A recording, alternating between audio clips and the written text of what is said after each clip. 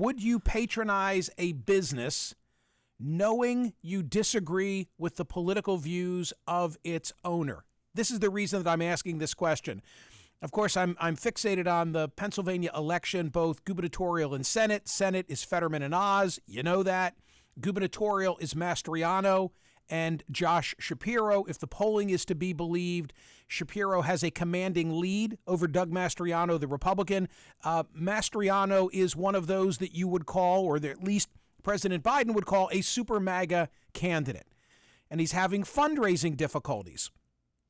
That is pointed out in a Philadelphia Inquirer story. He's not even on television.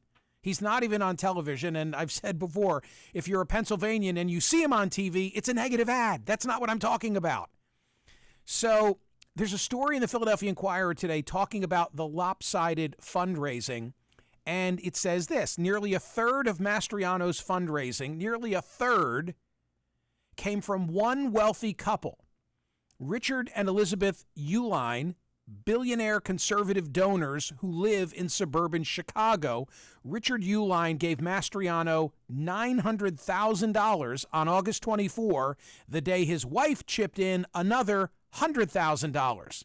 Now, what's curious is it also says ULINE, the CEO of a packing supply company, helped fund a super PAC that attempted to defeat Mastriano in the Republican primary by supporting first former U.S. Attorney Bill McSwain, later former U.S. Representative Lou Barletta. Mastriano easily bested them in a crowded primary. So I read the story and I'm like, wait, ULINE, although the name of the family is UIHLEIN,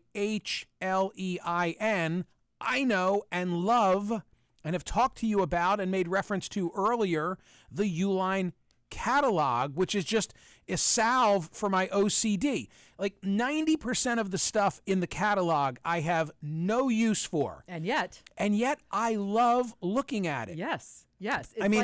It's like a more gritty Container Store. It's like the real supplies that you need. We had that catalog here in studio forever. Yeah, I couldn't find it today. It was like this thick. It was huge. Well, here is the most MAGA of all candidate who just was the recipient of $1 million from the people who own this company. Fascinating. So here's the issue.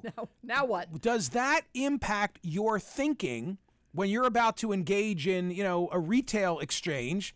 Wait a minute, the people who own the... And we've asked this question many times before. We've asked it in the context of music, pop culture, businesses, the exterminator. He shows up and he's got a bumper sticker and it's a candidate you don't agree with. Does that factor into your thinking? So, yes, that's what I'm asking again today. Is there a difference between a bumper sticker and $1 million, or when your billionaires is $1 million, just their version of a bumper sticker? Just going to say you know what that. I'm saying? One person's bumper sticker is $1 million. That's the point, right? Yeah, right. So it's just, I'm fascinated by the whole issue, especially this day and age. And I wonder if we had asked this question 20 years ago, if it would have been a different response. I'm interested to see what the results are, but I'm wondering if it would have been less abrasive